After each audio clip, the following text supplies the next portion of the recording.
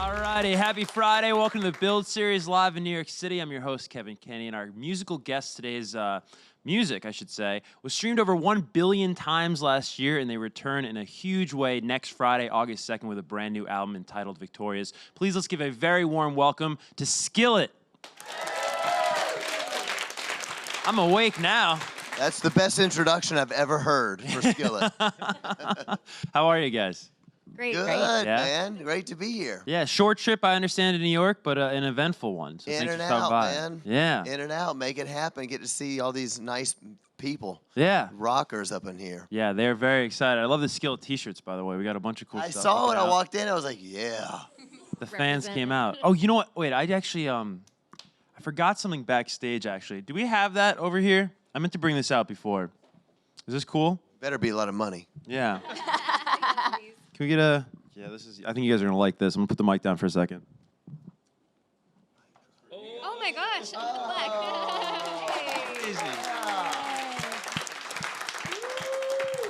That is our first time seeing it. Yeah, this is This official is what news. it looks like. Yeah. How is this? It's It's beautiful. awesome. We Love usually it. get like the Instagram posts, you know, with you guys posing, but really, like, run me through the emotions just looking at this because the single is officially gold now. We can confirm. I love it. This is special. Also, Jen drew this artwork here. Jen over here Did, drew it. yeah. Yeah. Wow. I like it a lot.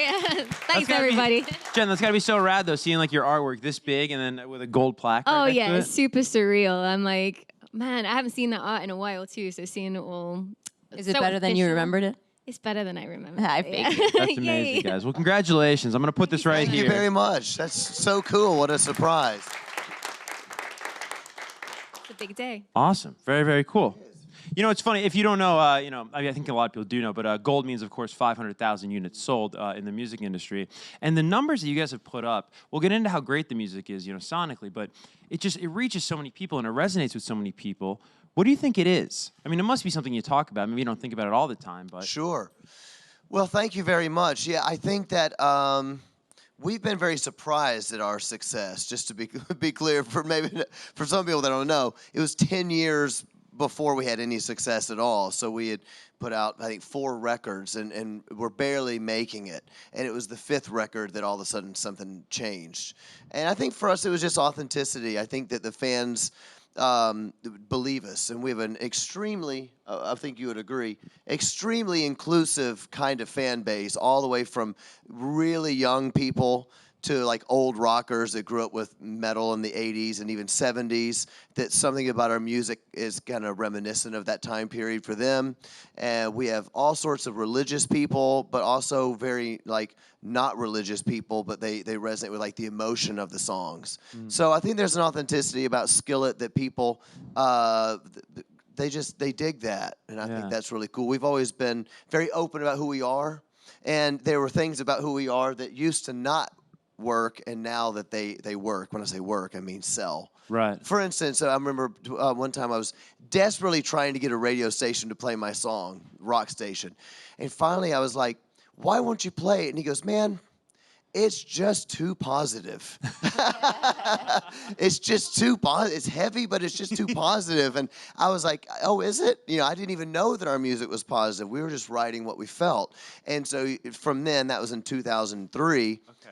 To 16 years later or whatever, I can't do math, Yeah. all of a sudden, being positive is really in vogue. So all of a sudden, what Skillet was already doing kind of became, commercial in a way. Yeah. And the fact that we had girls there, and they were like, girls in rock bands just doesn't work. It's just not cool. And then now we're in the era of girl power, So basically, we did everything awesome before anyone else. No, I'm kidding. You can certainly say you were ahead of your time. I'm How about just that? messing around. No, I'm of joking. course, of course. Now, the new album, it is a pivot somewhat, right, in terms of the songwriting and the subject matter, because the previous records, I understand, right, you could say it's all about commentary on the world, but in this one, you're searching more inward, right? This is a lot more introspective, you could say. You know what? Being the songwriter, I never know. What do you think, Corey? Me and Corey wrote the songs. What do you think? Well, I think there was we had a record called Comatose, which was our first, more successful record that he was talking about. Was a little more introspective, and I think a lot of our hardcore fans, that's still their favorite. Like that's the best Skillet album ever. And so we try to evaluate what exactly is it about that record that they love that they're missing from the ones that followed. And we did have Rise was a lot more global, bigger problem. That's true. Rise was stuff. very much that way. So one of the things we felt like with Comatose that our fans love is the introspection of it, maybe the heaviness, not necessarily with the guitars, but the heaviness of things that I'm going through, hard times, that kind of thing that our fans really relate to. Because they're like, oh, they understand me, and I get that too. So we did try to revisit some of that content-wise, especially on this album. That's awesome. I think that's cool. Smart. Good. That's good. So are you, apparently. I'm like, I don't know. Did I write this? I haven't heard the record yet. I can't comment.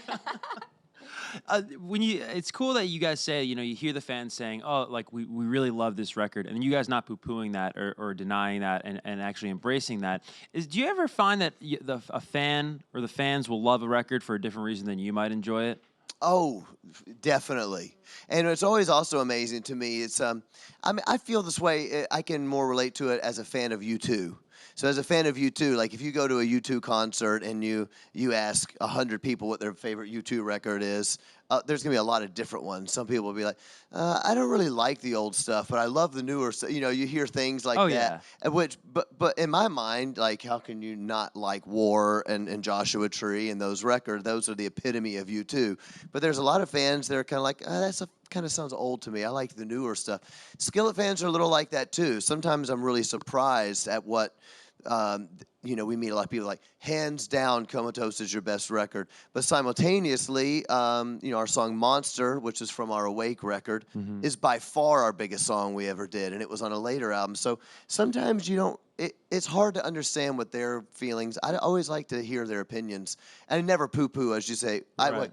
I do poo-poo. But what I was going to say was, never, as you said, poo-poo about liking an old one. I'm like, that's great as long as you like the record. Yeah. I'm super happy, and we're going to keep evolving, and we keep changing and doing what we do, and hopefully gaining new fans, and hopefully you'll like this record too, Right.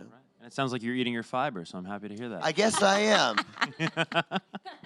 Healthy, and the music sounds good, which is great. Well, I don't want to harp too much on the Comatose point you made, Corey, but how do you guys so successfully navigate, right, such a long career? Because how do you not lose the essence, right? Because there are a lot of acts, and we know them, and some of our favorites where we go, oh, they kind of lost that at the first few records, but you guys haven't at all. So how do you keep the essence of what's great about Skillet while still evolving as artists? Well, I'll answer. If anybody else wants to talk, just jump in. I'm like Energizer Bunny when it comes. I'll talk all day long. I think that probably what people probably most resonate with Skillet is something to do. It's a little bit metaphysical. You can't describe what it is, but it's something to do in the lyrics. I think more than the music. It's like a feeling about Skillet that feels like community. It kind of feels like people are like, oh, I feel like they understand me and I'm a part of the family. There's this it's kind of spiritual, but even people that would say, I'm not a spiritual person, but your music kind of makes me feel good. I hear stuff like that quite a lot. So I think that part of what it is no matter what we're doing with the music, trying new sounds. Corey's always really good about, let's try a new sound and try to frame it in a different way. But in the end, what we're saying still feels something that's romantic and spiritual at the same time. And I think that probably is why we've been able to kind of do a lot of different things. Yeah. That's my own take on it anyway. No, for sure. What sonically, what can we expect on the new record in terms of new things you guys have experimented with? I know I've heard about hip-hop drums you guys are working with a little bit, but anything else you can tell us about? Everyone just got nervous. Yeah. Our fans were like, oh no, what did Corey do? Me and Corey start rapping. I got a rapper name for her now, and she's like, Little K. I don't know, Little K. I do like hip-hop drums, but not too many. You tell them about the Sonics. Sonically, I think the guitars are probably more aggressive on this album. I mean, we tried to sort of overlap the classic Skillet sound, which is kind of like strings, guy girl vocals. So we've done some of that so that those fans are happy because we love that sound too.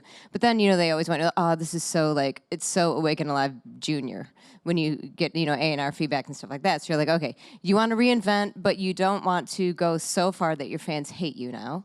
So it's kind of trying to navigate through giving the fans what they love, giving the radio formats that we are played on what they love, and then being able to sort of push the demo a little bit to where we can broaden it without losing who we are, which is always difficult. So yeah, I think Corey produced the record. She did more than me. Corey's really good at being of wanting things to be raw, and guitars. She didn't like the guitars that they're too polished. They need to be heavier and they need to be rawer.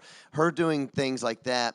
The hip hop influence is probably more so on beats and stuff like that. And I think one of the things that we've done, there's definite strictures for rock and roll that a lot of rock people do not want you going out of. they will poo-poo you. They will poo-poo you for sure. Poo you right out. Hashtag poo-poo. Yeah, they'll they don't like synthesizers. They don't really like the keyboard. They don't like the piano. They don't like the drum machines. But urban is huge. Urban rules the world. Hip hop rules the world.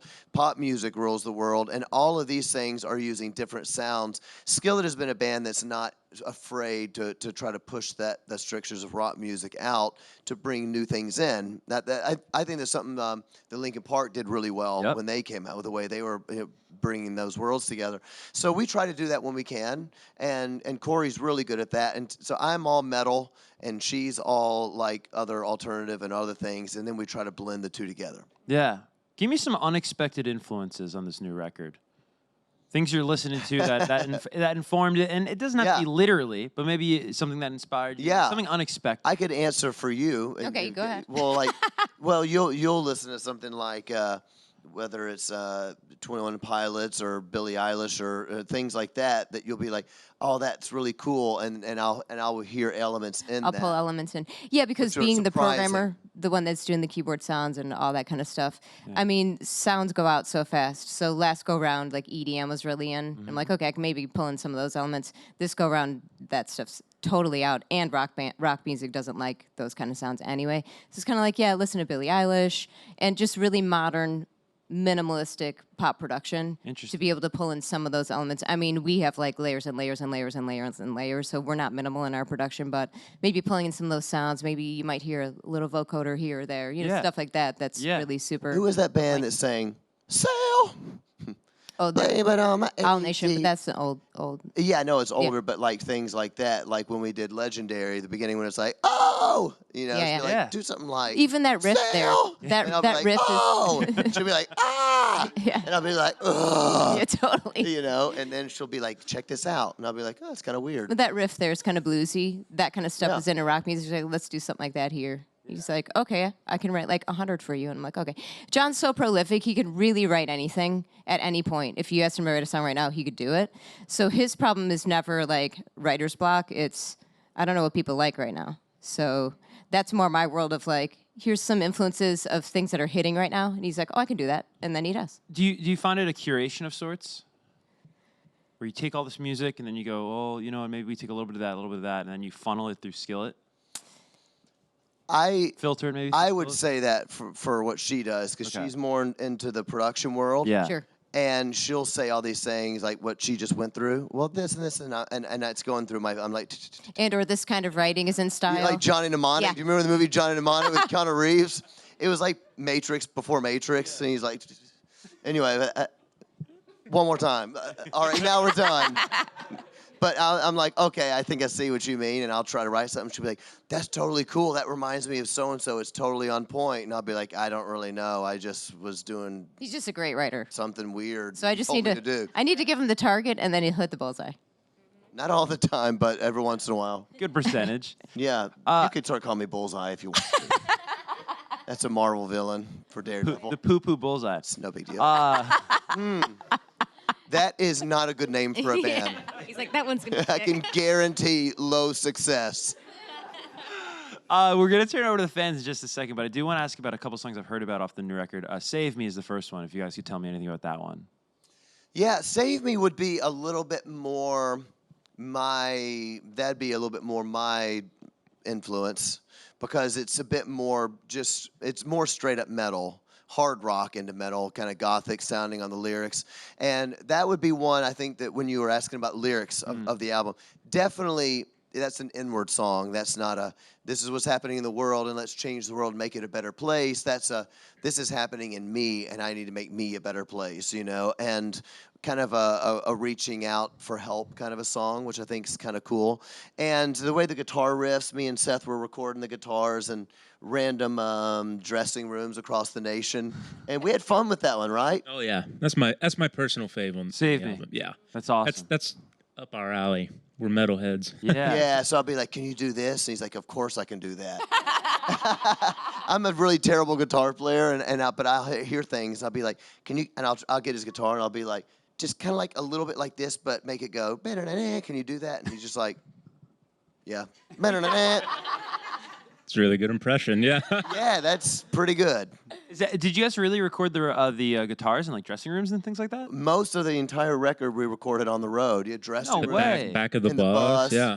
Now, we did go in the studio and do some overdubs and Yeah. some things, but all of the demos were made on the road, and then we went and polished them into a studio. Probably only like 8 days in the studio, and the rest of it, Corey did. She'd set up anywhere. Russia, we did some of it in Russia, some of it Wow. in Europe. Wow. Poland, that's in Europe. Where was the craziest place you recorded in any element of the songs we're going to get in a week from now? Because that'll be really cool once we get to actually listen to the track list and be like, oh my God, that's where that sound comes Yeah. from? Well, there is a legendary story about Jen singing her part in a hotel room, but she not being able to sing too loud because it was nighttime and we had to get it done. Her burying her head into a couch with a pillow over her head singing, because she sings like super loud. It's like a laser beam into your eyeball. Give him I'm not doing that. say my name. Give him one. Everybody, it was like, say my name. It is kind of crazy because they'll like put my vocal like way quieter than John's, but because it just cuts so much, it still seems to sound cuts like louder a in the knife. mix. Yeah, so I've, like me and Corey would sometimes when we're on the road and we have to figure out ways to record. One time we were in a hotel room and it was literally like pillows like this, and I buried my head under the chair and put the pillow on top of my head, and I sang like this, you know what I mean? Literally like that. And then There's video of it I somewhere. know that I could just hear Corey giggling, and I'm like, "Are you filming?" I was me?" tracking her and filming her at the same time. I'm like, I okay, could go. tell by the mischievous giggle. I was like, "She's totally filming me," and then I'm like, "Stop filming me!" My hair's like wild, and I'm like, "We gotta do what we Like, gotta you do." sound good. Let's do it again. Yeah, it's super glam. And we haven't told anybody that this is the only interview we've said this on, is going back to the legendary thing, my scream I was talking about. Something like it was, I think this was the 5th version of Legendary that we wrote. We kept rewriting the song over and over, and it had many different things. And she's like, so I like little vocal hooks that aren't like melodies. It's just like, ow, stuff like that. That's more my you world. said something about the sail thing. We'd already done it went, dun, oh, oh, oh. And she's like, I just keep hearing that. I'm like, I just really need you. I know that we have to leave. So we were packing up to leaving leave for a tour. show. The bus was there, and we needed to go. I'm like, I know we have to go, and your voice is like tired, but can you just give me like a, oh? Yeah, and I was in a really bad mood. So this is what we haven't told please. anybody. What, do you run onto the bus and record this? Or No, where are you? this is we had in our actually house, taken it actually. This into our house in the studio. Bus We had- was there. We're like, oh, Bus just was hurry there up. We have to regularly. send in the demo, and we don't know if they're gonna like it. So please, just yeah, give me like a. and we had to pack up our gear to take it into the bus, and the bus was waiting on us, and we were late. We had to go to the airport. So she said, just give me one of these. Oh, and I was just like, He was like, oh, we gotta go. And then it ended up on the record. that very one. That very one. Bus driver's like, what the hell's going on in that yeah, house? yeah. Oh, Why can we freaking go out? now? You okay? like that. Anyway, that's where that comes Has from. so much passion in it. You know what I want to ask you guys is, Corey, you produced Jen's debut last year, right? How did that experience inform this record at all? Did that change anything? I think that it probably gave people confidence that we could do it. Yeah. You know? Yeah. Because with Skillet, there's so much at stake and typically we like that producer. He's kind of like the objective voice that's in between us and everybody else, and that we Right. can just trust. And I think after doing Jen's, it was kind of like, I think maybe we could do this. And then I think that they thought, maybe they can. Yeah, that's awesome. That's really And it was really cool too because, you know, I always feel like John and Corey have kind of produced past Skillet albums, but not necessarily having the title. Totally. And I feel like Ledger was just the perfect way for you to prove yourself, though it wouldn't have been said like that at the time. And it was really fun too because it was kind of similar in that it was tons of experimenting in dressing rooms or in the back lounge of the bus. And Corey, like, say we've written a song, she can produce it like 25 different ways really easily. And we didn't have that pressure on us of like, oh, we only have the studio for X amount of weeks. So you've just got to like point and go. We really had the time to kind of experiment. What do we want this song to be like? And she could do 3 different versions of the same song. And I just feel like it was like such a fun growing experience. I got to see what Corey could do on a whole nother level. I knew she would kill it, but it was like now everyone else is seeing it too. Yeah. And it's like now that they've done Skillet together as well, it feels like this album has something really special where there's no middleman and these guys have taken risks and just gone with their gut on things that they maybe in the past wouldn't have had the freedom to do, and it's really made something special. That's awesome. That's cool, guys. Let's you got all these fans we're talking about, both here in studio and online. We're gonna get some questions from Twitter right now. Let's kick it over here. This comes from Running Man. John, what song from the new album resonates with you the most? All right. I didn't know this was here. I'm like, whoa, it's so big. It's cool. You know, probably for me, the title track, which is called Victorious. That's what a title track is for people that don't know. So it's the title of the record is the track. Anyway, this has a real personal story to me because, you know, the last few years, this is a very kind of a serious note, but the last few years, we have seen a lot of celebrities die. You know, people, comedians and rock stars, people that a lot of us grew up our whole lives with. You know, Robin Williams, for instance, that's one that's, you know, some of my earliest memories of TV was Mork and Mindy when I was a kid, right? And they were really starting to get to me, especially the ones that were more, you know, suicide-based or accidental suicide, or accidental overdose, things like this. And the one that really finally just got to me was Chester Bennington from Linkin Park. I was such a huge fan. Never met him. I always kind of imagined we would be touring together at some point because there's a lot of fan crossover between our bands. And I was just really down about that. And I was trying to read to find out what in the world was behind this. And I just wanted to write a song that could be for people that struggle with depression, and people that feel like they're all alone in the world. They don't want to talk to somebody, perhaps they do want to talk to somebody. It's something I can't quite relate to. I've had dark moments in my life, but not what I would call a series of depression where I don't want to leave my house and I would be willing to leave my kids behind and things. So I wanted to write a song that was like, this is what I would say to somebody if I knew them, if they were my friend and they were struggling with this. I would say, you can make it. It's going to be hard, but you can make it. You can be victorious through this battle. We can do it together, you know? So that's probably why that song is so special to me, along with the fact that it's my favorite parts about Skillet. It's reminiscent of an older symphonic Skillet that's a little bit classical, a little bit pop, but also a little bit metal. Yeah. And no one's heard it yet, so I hope you love it.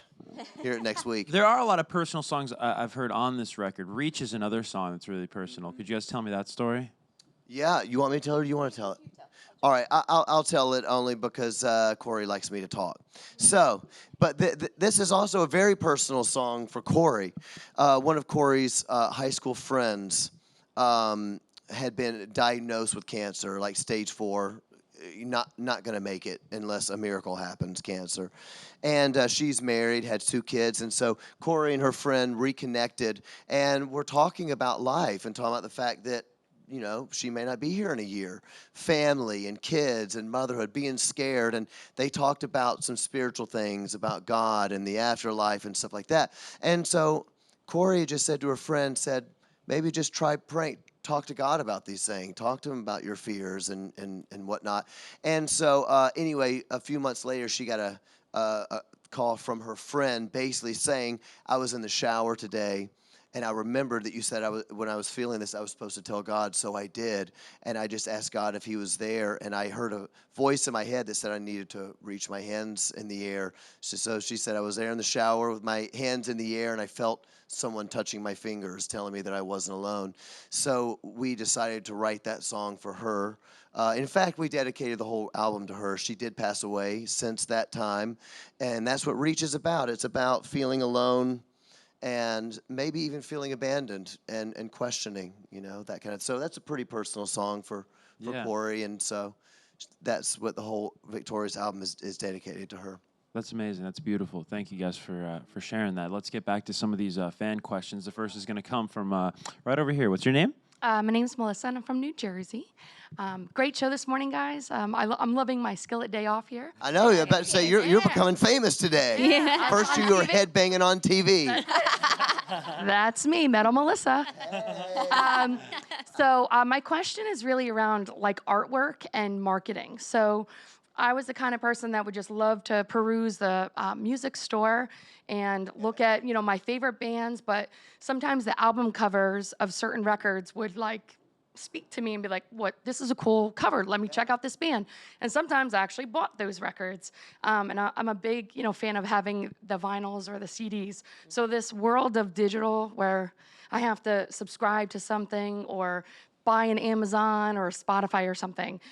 For me, it's heartbreaking that I can't like look at the album and read the lyrics and kind of see who you dedicate it to. Like I love doing all those things. So I'm curious, with that change and everything being online, how has your marketing strategy changed? Do you still feel like you spend a lot of time on the artwork on your albums, or have you changed that and put your marketing dollars elsewhere to try to get that reach out there for new fans?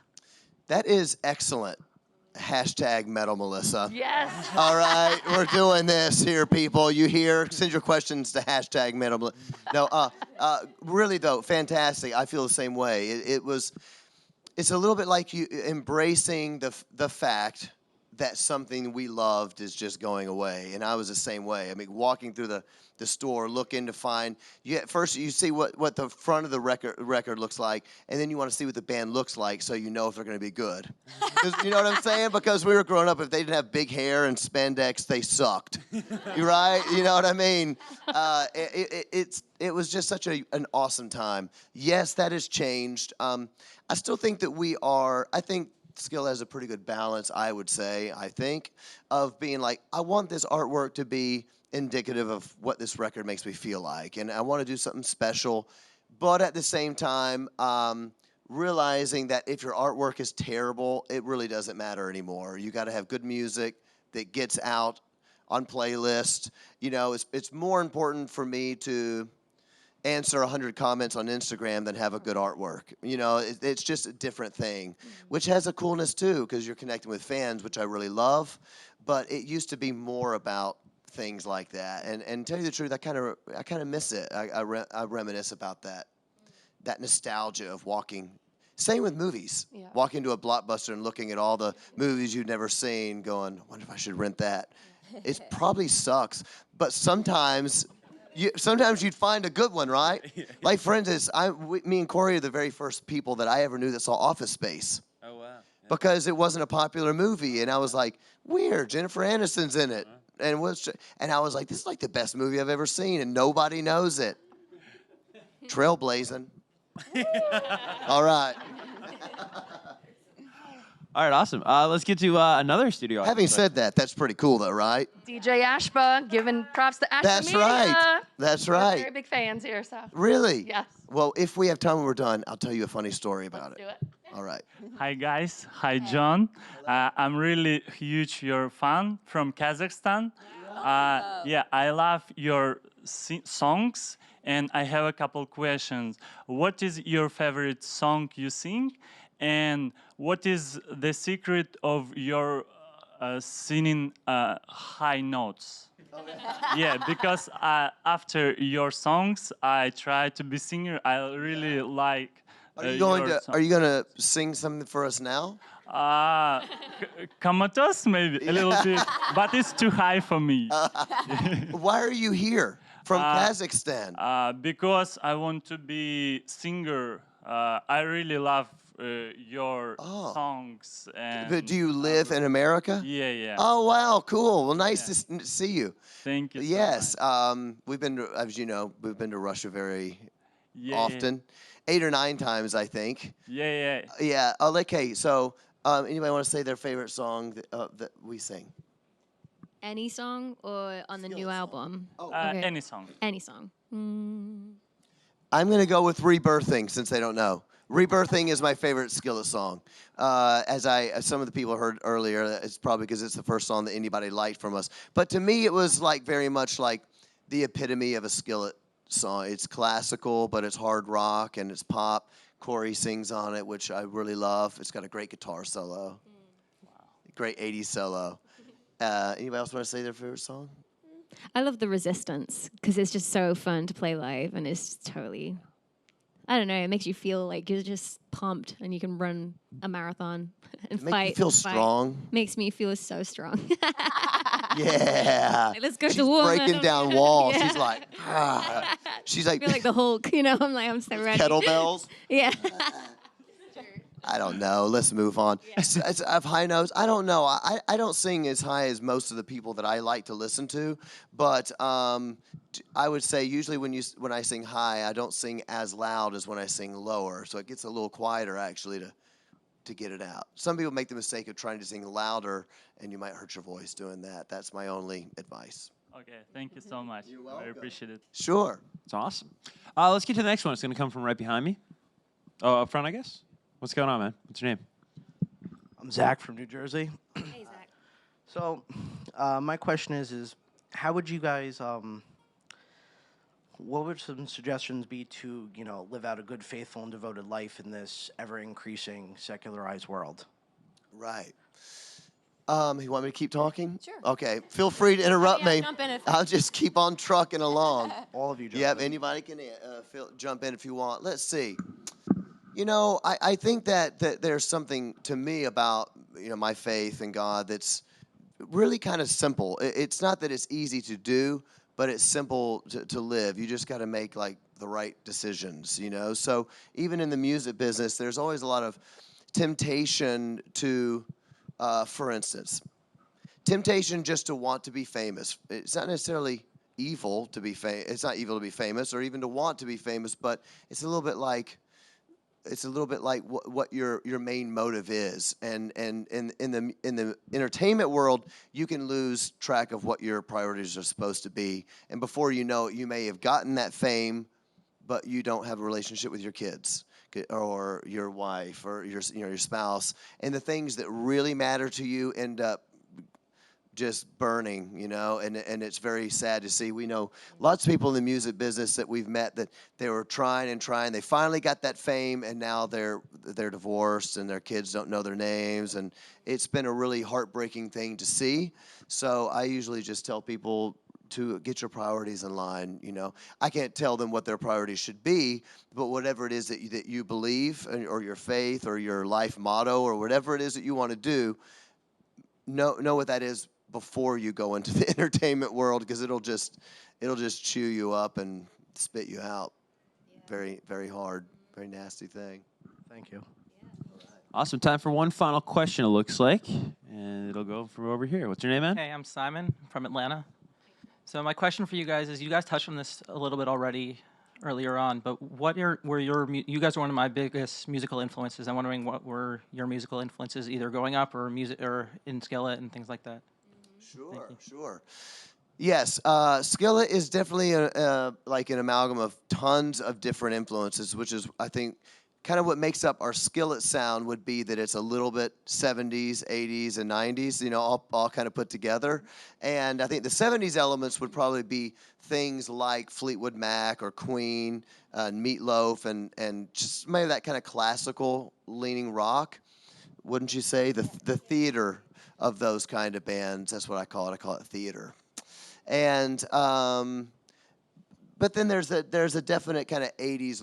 The 80s was all about like excess, excessive everything. Mm-hmm. And Skillet's music can feel very dramatic and have that like feeling of it's a little bit over the top at times with the guitars and the symphony and stuff. And then finally, I would say, definitely 90s music in lots of ways. I call it modern rock, whether that would, it's not that modern anymore. I suppose Linkin Park and Korn and Disturbed and 3 Days Grace and Breaking Benjamin, like all those kind of flyleaf 90s, 2000 years. We definitely have a lot of that in our music.